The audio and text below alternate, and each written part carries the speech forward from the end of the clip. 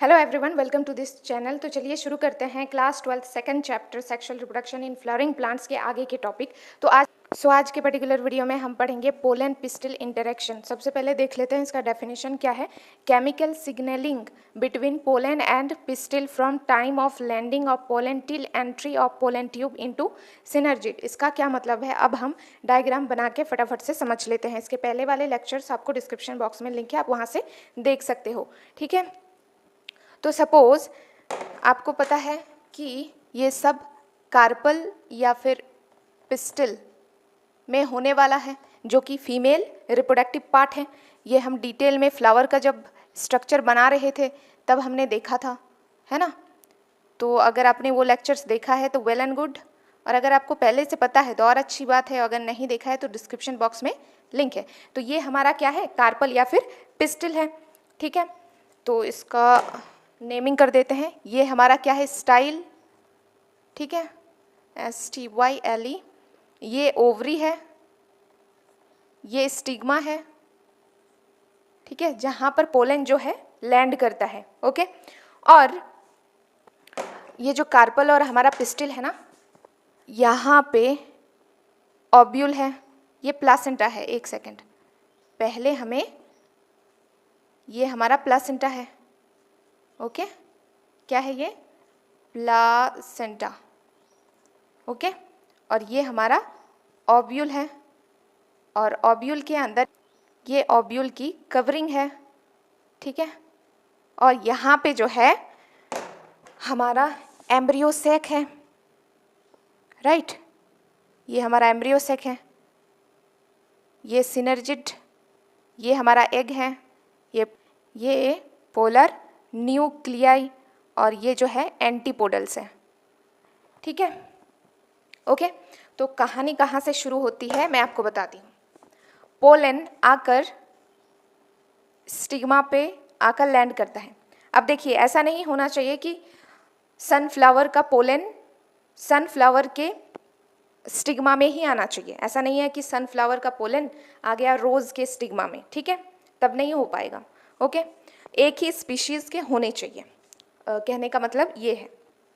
अब होता क्या है कि जब ये स्टिग्मा में लैंड करता है तो ये कुछ केमिकल रिलीज़ करता है।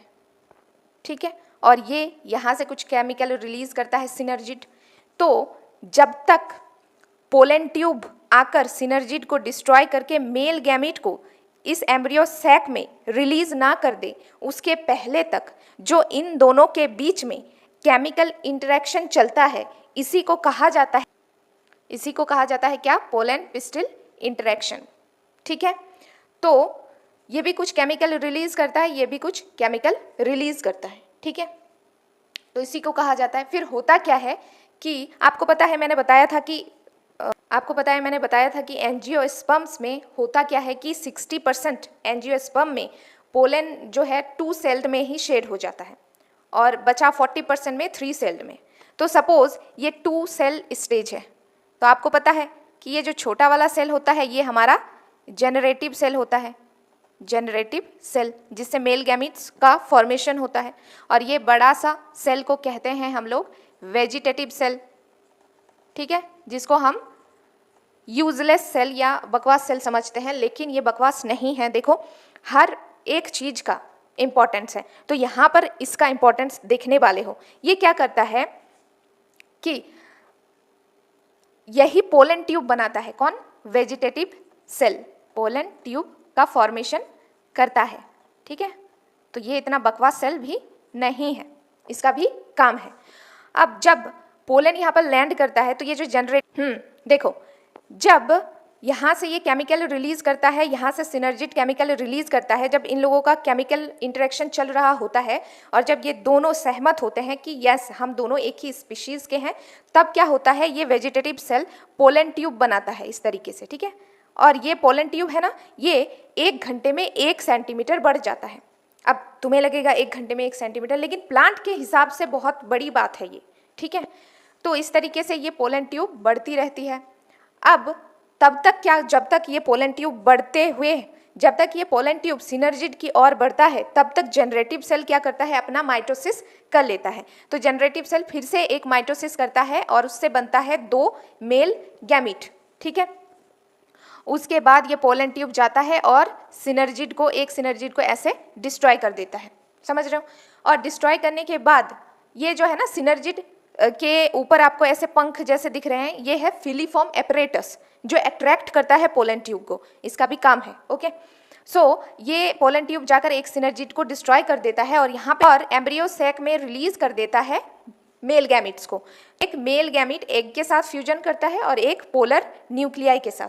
तो ये हम नेक्स्ट पार्ट में देखेंगे। लेकिन मैं आपको बता दूं कि पोलन पिस्टिल इंटरेक्शन कहाँ तक था, जब तक ये पोलन ट्यूब, जैसे ही ये पोलन ट्यूब सिनर्जिड को डिस्ट्रॉय कर देता है वैसे ही पोलन पिस्टिल इंटरेक्शन खत्म, ठीक है। पोलन पिस्टिल इंटरेक्शन तब तक था जब तक कि ये पोलन ट्यूब बढ़ रहा था सिनर्जिड को डिस्ट्रॉय करने के लिए और इस मेल गैमिट को यहाँ पे रिलीज करने के लिए, ठीक है। जैसे ही ये घुस गया पोलन पिस्टिल इंटरेक्शन खत्म। अब हम फर्टिलाइजेशन का जो पार्ट है वो नेक्स्ट पार्ट में देखने वाले हैं। तो मिलते हैं नेक्स्ट पार्ट में, तब तक के लिए आप इन लेक्चर्स को देखें। Thank you.